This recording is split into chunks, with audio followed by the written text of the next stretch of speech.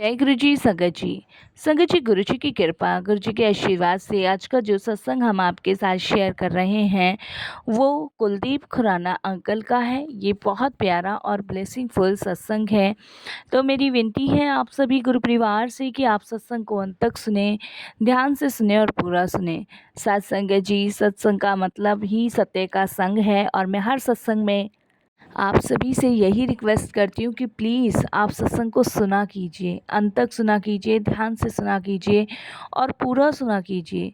साथ संगत जी, जब हम सत्संग को अंत तक सुनते हैं, ध्यान से सुनते हैं, तो यकीनन हमारे बहुत सारे दुख दर्द कष्ट दूर होते हैं और गुरु जी की अनंत ब्लेसिंग्स की प्राप्ति भी हमें होती है। तो प्लीज़ बिना स्किप किए आप सत्संग को सुना कीजिए। और इसके अलावा अगर आप भी अपने सत्संग अनुभव शेयर करना चाहते हैं तो हिंदी में साफ राइटिंग में आप अपना सत्संग लिख कर हमारी जीमेल आईडी पर सेंड कर सकते हैं, ताकि आपके द्वारा सुनाए गए सत्संग से जो भी गुरु जी महाराज की नई जुड़ने वाली संगत होगी उन्हें गुरु जी के कल्याण महिमा अनुभव के बारे में ज़्यादा से ज़्यादा पता चलेगा।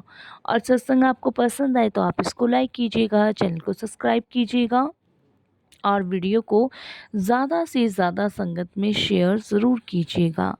बेल आइकन दबाना बिल्कुल भी नहीं भूलिएगा। जब भी कोई लेटेस्ट सत्संग आएगा उसका नोटिफिकेशन आपके पास ज़रूर आएगा। तो चलिए संगत जी, चलते हैं गुरुजी महाराज के सत्संग की ओर। सत्संग शुरू करने से पहले करते हैं गुरु जी का मंत्र जाप। ओम नमः शिवाय, शिव जी सदा सहाय।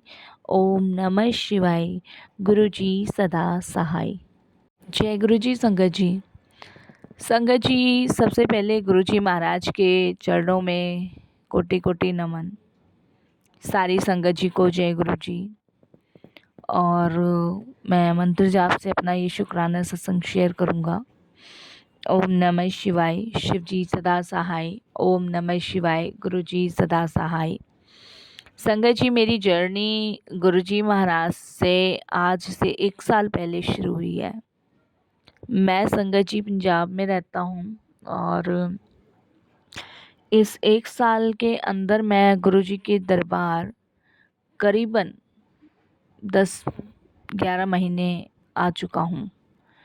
मैंने हर महीने गुरुजी के दरबार एक चक्कर ज़रूर काटना है और वहाँ दर्शन ज़रूर करने हैं, क्योंकि आज जो मैं जीवित हूँ वो गुरु कृपा से हूँ और ये शुक्राना भी मैं गुरुजी की कृपा से ही कर पा रहा हूँ। मैंने कभी सोचा नहीं था कि मैं अपना कोई शुक्राना सत्संग आप सभी के साथ शेयर कर पाऊँगा। तो ये मेरे लिए बड़ी भाग्यजनक बात है कि मैं शुक्राना सत्संग शेयर कर पा रहा हूँ अपना। तो thank you, thank you, thank you so much Guruji Maharaj, मुझे न्यू लाइफ ब्लेस करने के लिए। तो संगत जी, मेरा पंजाब में एक बिज़नेस है और बिज़नेस मेरा रंगाई का है। कपड़ों की रंगाई होती है। तो भगवान की कृपा से बहुत बढ़िया मेरा काम चल रहा था। जब संगत जी हम ऊंची उड़ान भरने वाले होते हैं ना, जब हम ये लगा लो कि आसमान की कुछ ऐसी ऊंचाइयां छू रहे होते हैं जहाँ पे सबके सपने होते हैं और हर एक इंसान चाहता है कि वो तरक्की के रास्ते पे जाए और छोटे बड़े सारे सपने पूरे करे। तो उनमें से एक मैं भी था। मैं मध्य वर्ग के परिवार से बिलोंग करता था, लेकिन जैसे जैसे मैं बड़ा हुआ, पढ़ाई करने के बाद अपना काम खोला, तो भगवान की कृपा बहुत रही और धीरे धीरे मैं एक एक करके सीढ़ियाँ चढ़नी शुरू करी और ऊंचाई के राह पे चल पड़ा। बट ऐसी ऊंचाई और इतनी ऊंचाई की राह पे जाते जाते कुछ ऐसे लोग हमारे इर्द गिर्द होते हैं साथ संगत जी, जो हमसे ईर्ष्या करते हैं, जलते हैं। और आपको तो पता ही है संगत जी कि मार्केट में कंपटीशन भी बहुत होता है। तो मेरा एक फ्रेंड है, उसका भी रंगाई का ही काम है और मेरा भी रंगाई का ही काम है और ये काम मैंने संगत जी शुरू किया था पहले।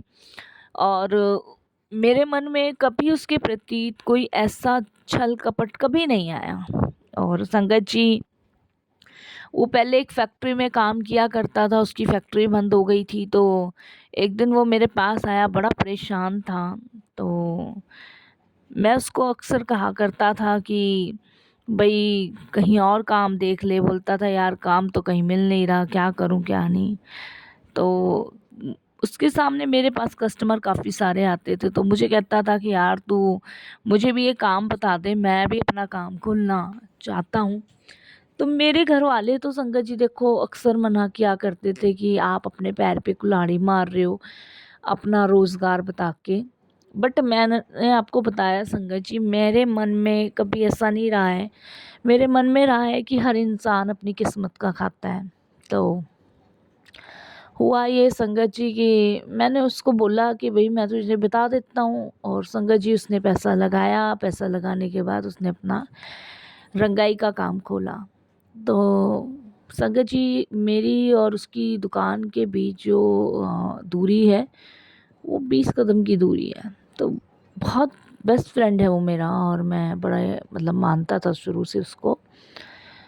तो संगत जी मेरा काम देखिए पहले से ही अच्छा चल रहा था, क्योंकि मेरी पार्टियां बंधी हुई थी। दिल्ली, लुधियाना, चंडीगढ़, ना जाने कहाँ कहाँ से मुझे काम मिलता था। बट उसका काम संगत जी वैसा था जैसे नॉर्मली बेसिक पे कुछ कभी कोई दे गया, कभी कोई दे गया। तो होता है ना संगत जी कि जैसी किस्मत है और जैसा करते हो फिर वैसा फल भी मिलता है। तो संगत जी मुझे पता नहीं चला कि कब उसके मन में मेरे प्रति ईर्ष्या पैदा होना शुरू हो गई। संगत जी काम उसका भी वही था, मेरा भी वही था, लेकिन किस्मत मेरी लक दे रही थी और ये चीज़ उसको पसंद नहीं आ रही थी। और इस तरीके से संगत जी उसने मेरी पार्टियों को फ़ोन करना, मेरी ही दुकान का लड़का, और उसको थोड़े से उसने पैसे दे देने, और सारी मेरी कंपनी की दुकान की डिटेल जो है उसको दे देनी मेरे दोस्त को।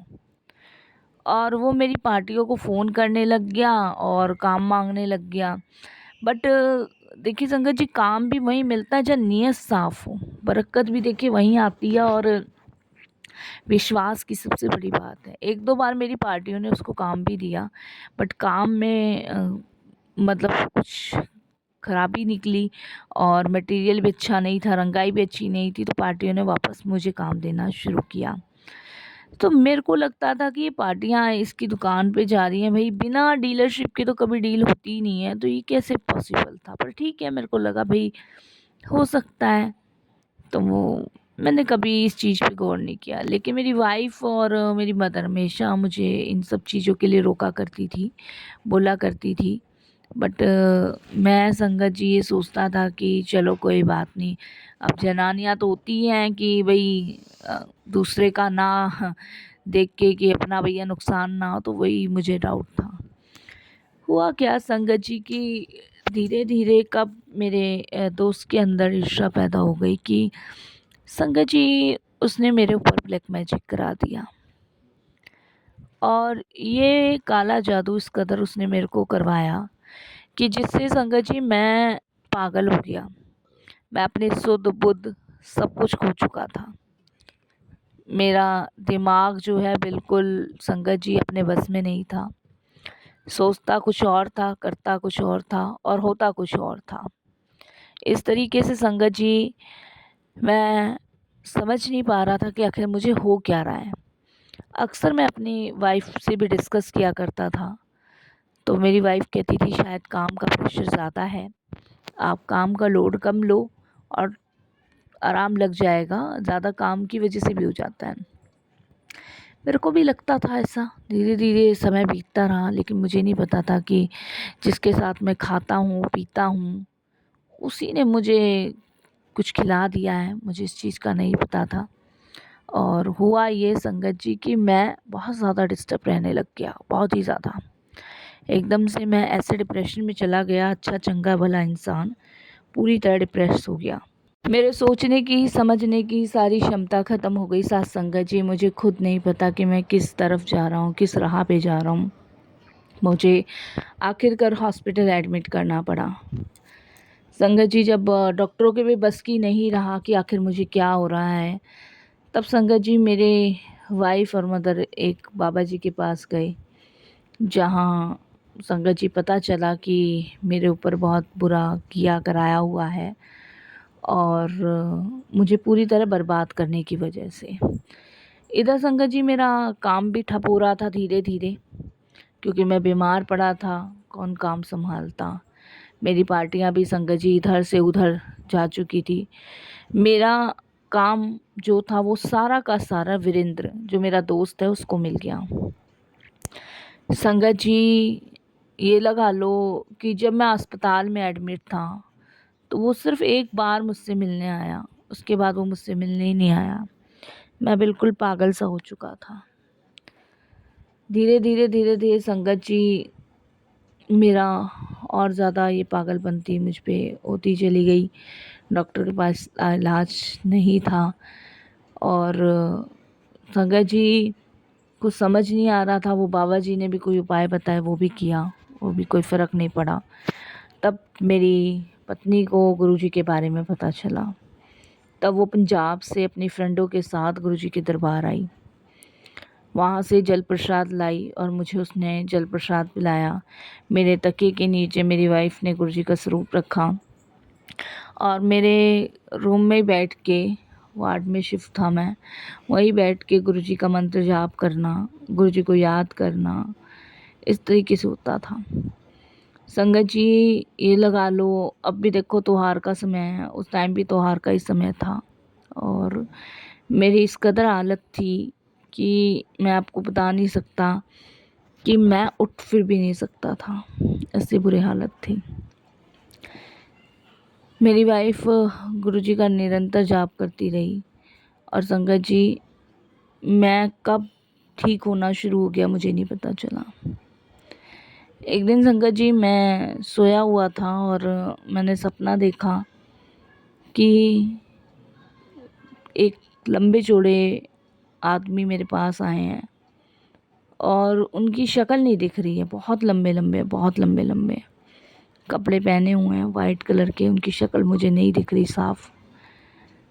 और वो एकदम से मुझे उठने को कहते हैं। मैं उठता हूँ और मैं जितना ऊपर देख सकता हूँ उतना ऊपर देख रहा हूँ, लेकिन वो उससे भी लंबे हैं। मैं इससे ज़्यादा ऊपर देख ही नहीं पा रहा।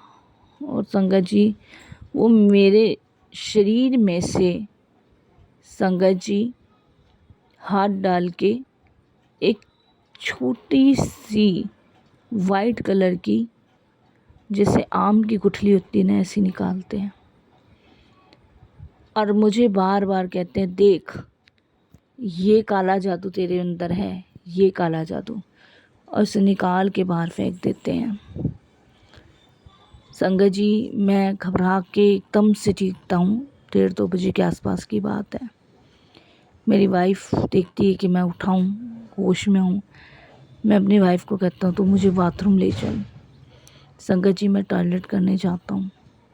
जैसे ही मैं टॉयलेट करके आता हूँ तो संगत जी मेरा पैर रपट जाता है और जैसे ही मेरा पैर रपटता है तो संगत जी आप विश्वास नहीं मानोगे कि मेरे मुंह में से वही गुठली बाहर निकली। मेरी वाइफ कहती है ये क्या है? तो संगत जी काले कलर की छोटी छोटी सी 2 गुठलियाँ थी, जैसे आमी होती है उसकी गुठलियाँ, इस टाइप की। मेरी वाइफ ने कहा कि ये देखो, ये तुम्हें किसी ने कुछ मिला के खिलाया हुआ है, ये निकली हैं। उसके बाद संगत जी मेरा शरीर बड़ा हल्का हो गया। शरीर हल्का होने के बाद संगत जी मेरी वाइफ ने कहा आपको जो है ना इन्होंने बचाया। उन्होंने जब मुझे गुरुजी का स्वरूप दिखाया तो मैंने माथे से लगाया। हॉस्पिटल से डिस्चार्ज होने के बाद मैं गुरुजी के दरबार गया, वहाँ माथा टेका। संगत जी जिंदा तो मैं बच गया, लेकिन मेरा सारा कारोबार ठप हो चुका था। मुझे पता चला कि मेरे दोस्त वीरेंद्र ने मुझे कुछ खाने में मिलाया के खिला दिया था, जिसकी वजह से ऐसे हालात मेरे हो गए थे।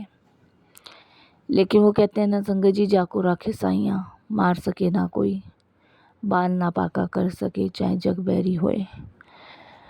तो संगत जी, गुरुजी ने इस कदर मुझे बचाया और आप विश्वास नहीं करोगे, उसने खुद ये कबूल किया, उसने खुद अपनी गलती को माना। संगत जी, मेरा काम तो वैसे का वैसा ही चल रहा है, लेकिन उसका काम बंद हो चुका है। वो कल भी वैसा था, आज भी वैसा है। कहते हैं ना, जब हम किसी का बुरा करते हैं तो हम उसका बुरा नहीं कर रहे होते, हम खुद अपना बुरा कर रहे होते हैं। ये कभी भी महसूस कर लीजिएगा संगत जी कि हम जब भी किसी के लिए गलत सोचते हैं, हम उसके लिए नहीं सोचे, अपने लिए सोच रहे होते हैं। मेरे दोस्त को लग रहा था कि शायद मेरा बुरा करके वो सारा कारोबार ले लेगा, सारी पार्टियां ले लेगी, सारा कारोबार उसका अच्छा चलेगा। लेकिन संगत जी, उल्टा जो काम था वो भी नहीं रहा। उसकी वो हालत है जिसे कहते हैं धोबी घर का ना घाट का। संगत जी, मेरा विश्वास दोस्ती पे से ख़त्म हो गया। आखिर हम एक ही पिंड के थे, एक साथ स्कूल जाना, एक साथ जीवन काटा हम लोगों ने, लेकिन ऐसा मेरे साथ उसने किया। मेरी कह के मांग लेता, जबकि संगत जी कह के मांगने में कोई बुराई नहीं है, लेकिन धोखा दे के, किसी को चीट करके उससे मांगना, इसका बुरा करना, ये सबसे बड़ा गलत काम है। मैं शुक्राना करता हूँ गुरुजी का कि आज मैं जीवित गुरुजी की कृपा से हूँ। ये मेरा ऐसा अनुभव है संगत जी, जिसने मुझे बचाया है। अपने बन के दूसरों की पीठ में छुरा भोग दे तो संगत जी कहाँ भोगोगे, कहाँ, समझ नहीं आता ना। एक बार गुरुजी के स्वरूप के सामने बैठ के बोलना। गुरुजी कहते हैं कभी किसी का बुरा मत करो, कभी किसी का गलत मत करो, क्योंकि तुम उसका गलत नहीं कर रहे, तुम अपना गलत कर रहे हो। इस बात को 1 साल हो गया है और सोचता यही हूँ कि शायद गुरुजी ना होते तो आज जीवन भी ना होता। ये जीवन भी उनकी कृपा है। गुरुजी ने वापस से मेरा काम उसी लेवल पे लाके दिया, उससे ऊंचा ही लाके दिया है। पहले मेरे पास 15 लड़के काम करते थे, अब मेरे पास 30 लड़के और 5 लड़कियां काम करती हैं रंगाई में। पहले मेरी फैक्ट्री 1 थी, अब 3 फैक्ट्री हैं। तो मन में पाप नहीं होता ना, तो भगवान आप पे कृपा करते ही करते हैं। बस विश्वास, भरोसा और समर्पण, ये 3 चीज़ होनी जीवन में ज़रूरी है। ये 3 चीज़ जब आप कर लेते हो तो आपको किसी के आगे झुकने की ज़रूरत नहीं है, किसी से डरने की ज़रूरत नहीं है। उस समय वो कृपा उस मालिक की, उस परमात्मा की होती है। मैं तो बस हर पल उनका शुक्राना करता हूँ, तहे दिल से शुक्राना करता हूँ और यही कहता हूँ कि गुरुजी सच में आपने मुझे जीवन दिया है। मुझे पता है उस दिन ड्रीम में आप ही थे, आप ही ने मुझे बचाया गुरुजी। आपका लख लख बार शुक्राना, बारंबार शुक्राना। यही मैं अपने सत्संग को भी विराम करूँगा और यही कहूँगा संगत जी कि जब सब साथ छोड़ देते हैं, गुरुजी साथ देते हैं। सत्संग से हमें इतने हमारे सवालों के जवाब मिलते हैं ना, कि जब भी मैं घबरा जाता हूँ ना कि गुरुजी कहीं अपना बन के कोई फिर से धोखा ना दे दे, कोई छल ना कर दे, तो उस समय गुरुजी का जवाब आता है कि तू चिंता मत कर, फिक्र मत कर, मैं तेरे नाल सी, मैं तुझे गिरने ना देवांगा। तो वाक़ई में गुरुजी मेरे साथ हैं, तो चिंता फ़िक्र की कोई भी बात नहीं है। बस हमें हर पल उनका शुक्राना करना है, हर हाल में।